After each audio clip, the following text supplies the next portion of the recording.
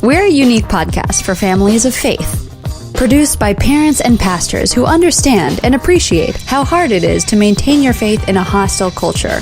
We're here to encourage and support you in the most vital role of all, parenting. If you're feeling overwhelmed and afraid, it's okay. You're not alone. Brilliantly Brave is hosted by two honest and engaging dads with 9 kids between them. A road tripper, author, and pastor, Father Brad Matthias, and iShine founder, solo parenting expert, and all-around foodie, Mr. Robert Beeson. Join us each week as we explore and engage with some of the most intriguing, inspiring, outrageous, and awesome parents in the world. This is Brilliantly Brave. Hi, and welcome to Brilliantly Brave Parenting. I'm your host, Pastor Brad Matthias, here in Franklin, Tennessee, and it is my pleasure to introduce a new friend that we've made with the podcast. His name is Mckee. He is a pastor, he's a parent, and he's an author. And he has just written a book called Parent Chat, Technology Talk for Every Family. And as a father of 3 and as a pastor in the local church, I can definitely say that I'm looking forward to hearing what Matt has to share with our audience today. Everyone can identify with the challenge technology has made in the parenting world. There's no one alive who has a preteen or a teen who is not daily wrestling with that. And so I'm looking forward to hearing what he has to say to us this morning. Welcome, Matt Mckee. Thanks, Brad. I really do appreciate it. Thanks for taking the time, and thanks for letting me at least talk in front of your audience. So I really appreciate it. Thank you. So, one of the things that I get to do these days is I travel around the country. In fact, I've traveled around the world now, talking to different parents just about this idea of how to have a healthy relationship with technology. And, like you said at the very beginning, it's one of those topics that no matter what culture, no matter, what community, no matter like what zip code you're in, it's one of those topics that every parent has to deal with and has to face. And it's one of the biggest fears that we have today, just as a society. Absolutely. I'm sitting here thinking how much things have changed in the last 5 years. Just how many more kids have smartphones, not just cell phones, but smartphones capable of surfing the net with the touch. And so you have to be really paying attention if you're a parent to keep up with the newest threats and opportunities that are out there with technology. Yeah, and it's not just, if we go back and we say 10 years ago, the iPhone wasn't here, literally 10 years ago is when Steve Jobs announced the iPhone, and, it's coming up on the anniversary of the launch and all that. And but just to imagine the world in which we live in today without a mobile device that connects to the internet in the ways that it does today is pretty overwhelming to think about. Because, when we leave the home, there are 3 things that we now all have in our pocket. In fact, the stats are even 8-year-olds, more 8-year-olds will have smartphones by the end of this year in the United States than those that don't, which is kind of a crazy stat. Really? Yeah. So whether that's, an iPod that can be able to be used as a phone, because those are being seen as mobile devices now. But that's what's crazy is that we all leave the house with our keys if we have them. We all leave our house with our debit card or cash if we have it. And then finally, it's the phone. And here's a good example of that. Let's say you just leave a restaurant. If you leave the restaurant without your keys and you're driving, you'll notice as soon as you get to the car, you'll go back to the restaurant, you'll go get your keys. If you leave the restaurant and you've got your keys, so you get in the car, you start the car and you drive off, you'll notice in about 90 seconds that you don't have your cell phone.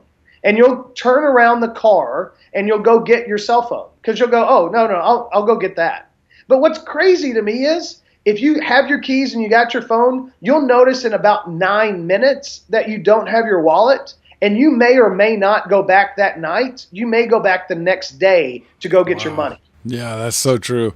You know, I run a preteen ministry known as I Shine, and we tour each summer. And I take an SUV full of preteen girls on Yep. tour. They sing, and I immediately realized that the smartphone addiction rate, the amount of activity that they're experiencing from 1 minute to the next, was so much higher than I even thought. And I'm a guy who reads up on this. I mean, it was literally hundreds of times a day that they were posting on social media. So this has become the defining issue for a lot of parents. Well, and it's the big issue because most parents that I talk to and most parents that I even hear from are fearful. And, you can't parent out of fear. And because technology drives a lot of fear, that's the reason why most are saying, I don't know what to do. I kind of give up. I can't keep up, is because they're in this place that they feel like their kids know more than they do. And they look at 2-year-olds that can, use an iPad, and they find that amazing. But, the reason I wrote the book and the reason I talk to parents all over the world truly is I want to give them hope, because hope is the one thing that can, defeat fear. So there is hope for all those parents out there going, yeah, I don't know what to do with my 12-year-old, my 15-year-old that is on the phone, that is addicted. I think there are some very practical things that can happen that can at least curb the fear that most parents are feeling today. Wow. I know that the concept that technology is changing the dynamic of relationships, dating, social interaction is different because of technology. Even the family dynamic is radically changed. Those things are all in flux. Like, we're in that first generation where people are still discovering how it's changing things. A book like this, Parent Chat, Technology Talk for Every Family, has got to be helpful for parents in the real time of it. The people who are in the right now are dealing with what to do with their kids. What advice would you give a parent today who's trying to find a healthy balance? So let me just go through my story, and I think that'd be a good place to start. 3 years ago, my now, he's 12 years old now. At the time, he was 9. He goes over, he spends a night with a buddy. They're on YouTube on an iPad, and they're always 2 clicks away from adult material, but they ended up viewing adult material. That piqued some curiosity in a 9-year-old that he kept exploring and he kept finding interesting. So at 9 years old, my son got into adult material. And the way that I found out about that is putting him to bed one night. I simply asked a question. What's the most interesting thing that you've seen recently?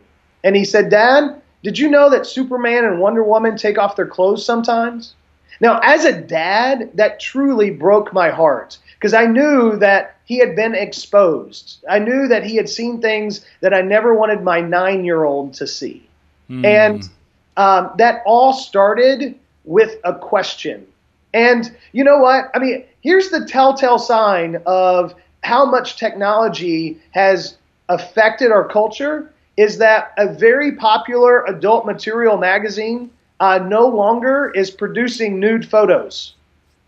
They're saying, no, we're more about the articles now because that's how prominent adult material is within our culture because technology gives us access to it that prominently. Wow. And it's not just about adult material. It's about our addiction. It's about our relationship in reality with technology. So the very first thing that I tell parents is, if you really want to tackle technology, you must have the best relationship with your kid possible. And that all starts with questions. And, at 9 years old, I asked a simple question. What's the most interesting thing you've seen recently?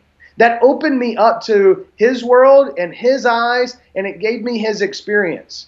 And if I can get parents to start asking questions again, I think that's the beginning of hope. Because here's the deal. when technology is introduced, no matter whenever it is, parents always kind of get overwhelmed. When the car was introduced, they didn't know what to do. And it got so bad that the government had to get involved and say, hey, 16 is when most people can drive.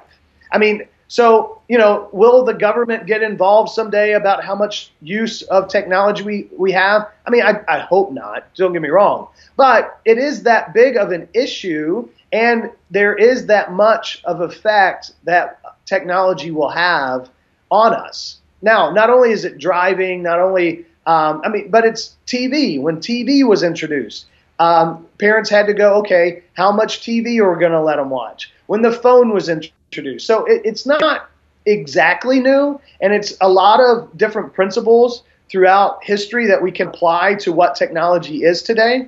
And the biggest principle is you must have a relationship. And without a relationship, then guess what? Nothing's going to go anywhere with your kid.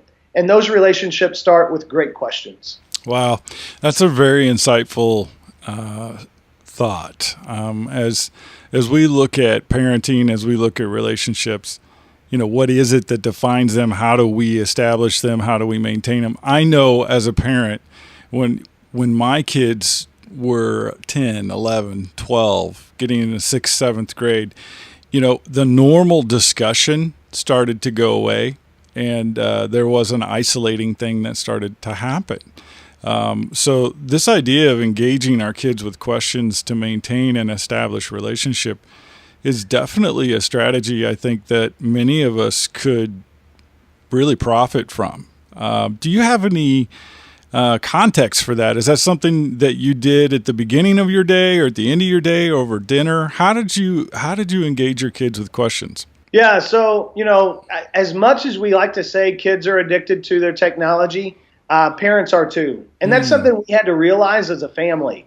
So the one thing that we had to do, my wife and I, and just kind of the rules kind of set in our house was technology goes off and is put away during dinner time.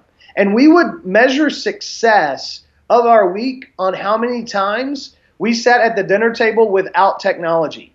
And that is a great time for mom, dad, for kids, for single parents. I don't care what your family structure is, but for a family to sit down and eat together and unplug just during that time and be able to ask questions, then it will change the dynamics of your family. It will change the way you look at your priorities. It will first and foremost, if we can get families to do that, I think we're going to win big time. The other time for me, just as a dad, is when I'm putting my kids to bed. And still to this day, my 12-year-old, my 10-year-old, it's the last thing of the night. I'll sit down. I'll ask them for the win of the day. I'll ask them what the struggle of the day. And then I'll ask them just some other probing question. Things like, what scares you right now? What are your friends doing that you think's hilarious? What are your friends doing that scare you? That kind of stuff. Because here's what I know, and Brad, you know this. Whatever your kids' friends are doing right now, give your kids 6 months. They'll be doing the exact same thing. So that's just kind of where things are if your kids aren't leading the pack in some of the different things that are happening. So it's great to know, and that's one way that you're going to build trust and build a relationship.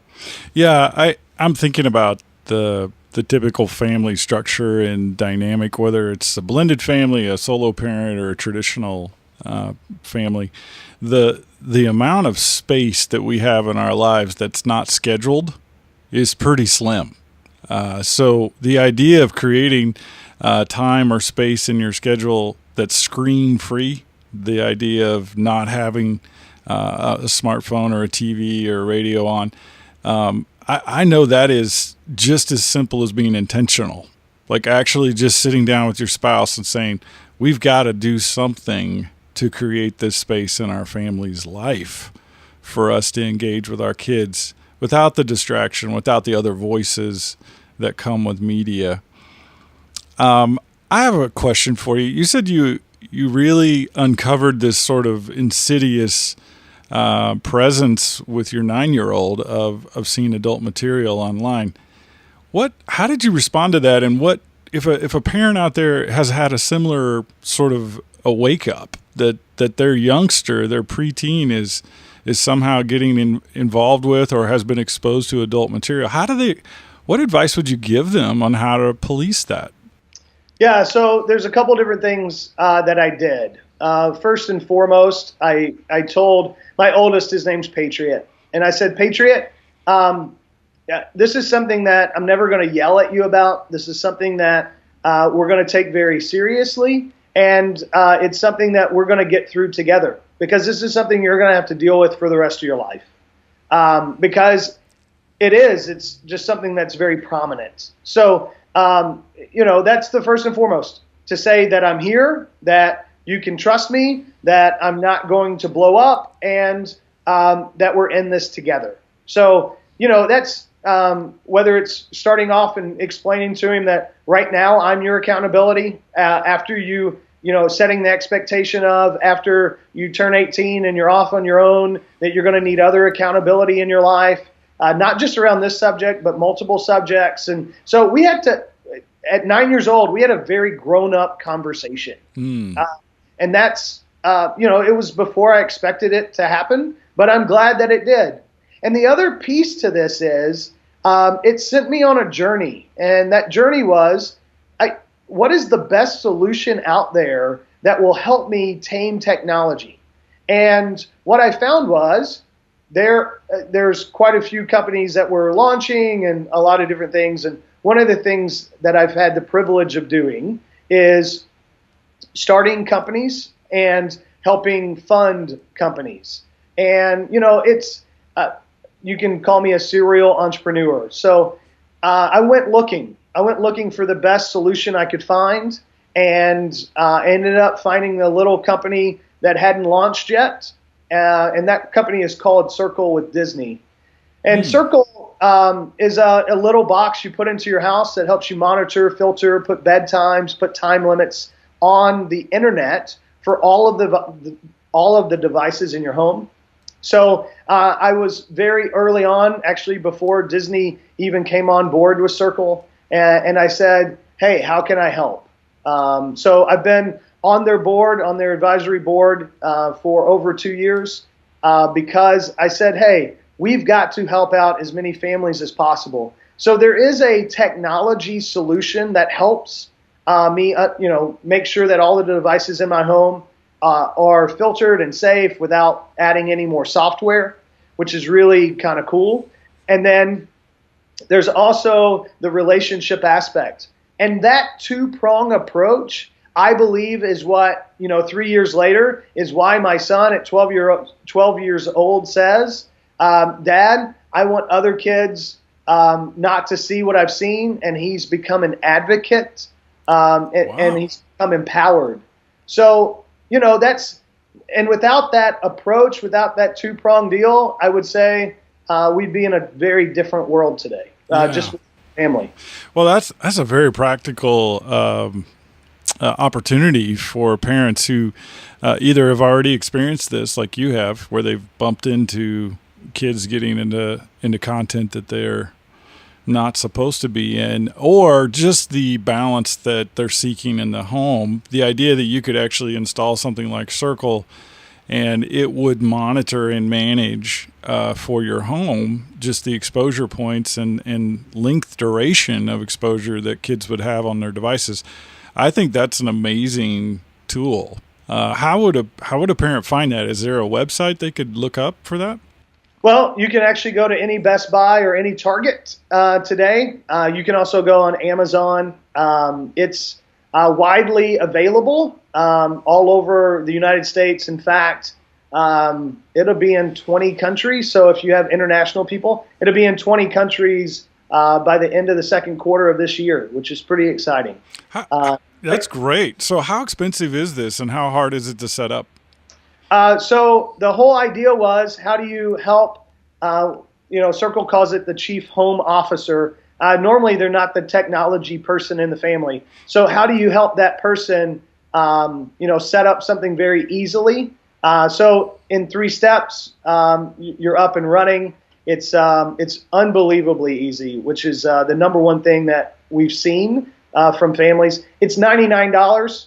$99, and you don't have to upgrade your router. You don't have to do a bunch of those different things. Literally, you plug it into the wall and you launch the app, and you're off and running. Yeah. So it's pretty slick. And then, the crazy thing is they also, Circle just launched mobile device management. So the same rules that you put into your house on the box, you download an app to the phone, to an iPhone or an Android phone, and those same rules the phone has to apply. So whether it's even over 4G or LTE, so parents now get to see all the different activity, and they get to have better conversations, is what I like to say. Wow, that's an economical answer to parental boundaries for the average parent.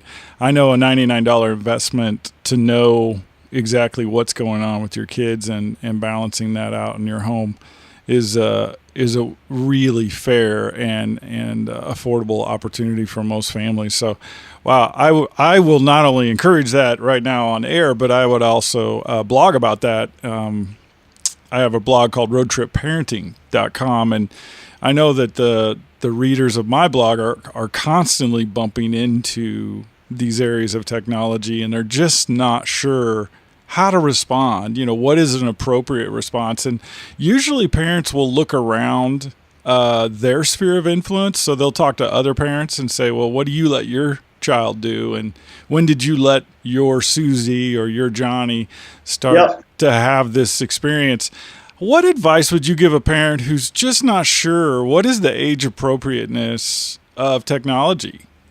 So, for me, it comes down to the freedoms that you let your kids have and do. So one of the tweets that I just kind of put out recently, and it was kind of a joking deal, but it's kind of reality. Most kids get an iPod at age 7. Most of kids are getting a smart device at age 10.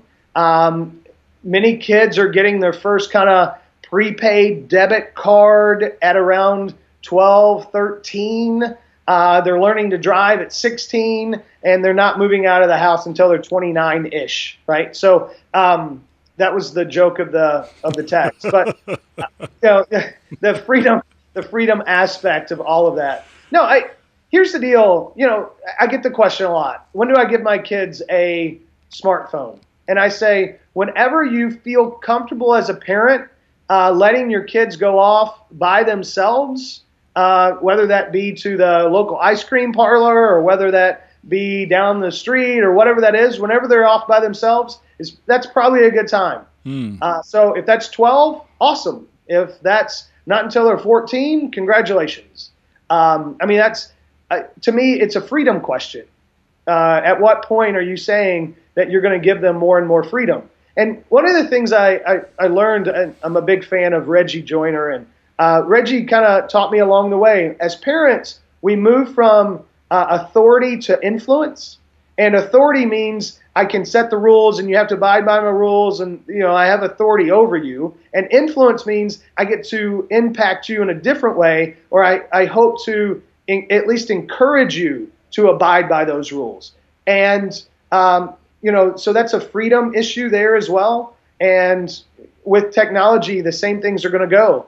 There are going to be times that you're going to say, you have to abide by my rules. And with the expectation of, at some point, I'm just going to influence you and you're going to be off on your own. Yeah. And ultimately, that is the struggle of all parent. Oh, yeah. Yeah, there is this age where your child in adolescence begins to develop their own identity and independence separate from you. And you want that to happen, but you want to do it in a way that's safe and would ensure at least the presence of biblical values in the formation of their beliefs. And so technology becomes this wonderful thing and a scary thing all in one breath, because it can help to form and reinforce your biblical worldview, and it can undermine and erode it. So I think for Christian parents today, this is a significant, if not the most significant discussion that they'll have with their kids. So thank you for writing the book. Thank you for taking the time with us and our audience today. The book is Parent Chat, Technology Talk for Every Family. And I certainly sense there's much more where this came from, that you're a prolific thinker, a prolific writer. I want to make sure that our audience knows how to get a hold of you. Your Facebook, maybe, and Instagram. Could you just quickly tell our audience how they can get a hold of you? Well, I don't hide very well on the internet. So put in Matt Mckee, Mckee. Normally I'm number one that pops up in Google search, whether that's my blog, mattmckee.me, or you can go to parentchat.com. There's a bunch of different ways. I live on the internet sometimes, even when I don't, which means I need to unplug more and more. Yeah. Well, I mean, we need people like you. We as parents and pastors are looking for trusted, voices and helpful guides to navigate this turbulent water that is technology. We're just, I've heard the term, we're not digital natives. So I'm in my 40s. I'm not a digital native, but I'm fluent in digital. And so my kids and other people's kids are digital natives. And so the way they look at the world, the way they experience the world is so different than any generation before. We need people like you out there advising us. And so it's a heartfelt thank you for what you're doing. Well, I appreciate that, Brad, and thank you so much for letting me be on your podcast today. All right. Well, God bless you. For those who are regular listeners, we are appreciative of your support and encouragement, and we look forward to joining you next week. God bless. Parents, remember, even if you may not feel brilliant or brave, you are. For God gave us a spirit not of fear, but of power, and love, and self-control. And I am not ashamed, for I know whom I have believed. I am convinced that he is able to guard until that day what has been entrusted to me. 2 Timothy 1:7 and 13. This podcast is a service of iShine Ministries and the Tween Gospel Alliance. All rights reserved. Donations to Brilliantly Brave are tax deductible at ishinelive.com. Review and subscribe to this podcast on SoundCloud, Stitcher, iTunes, or on our webpage. And read our blog and connect with us at wordpress@brilliantlybrave.com. Thanks for joining us for another episode of Brilliantly Brave.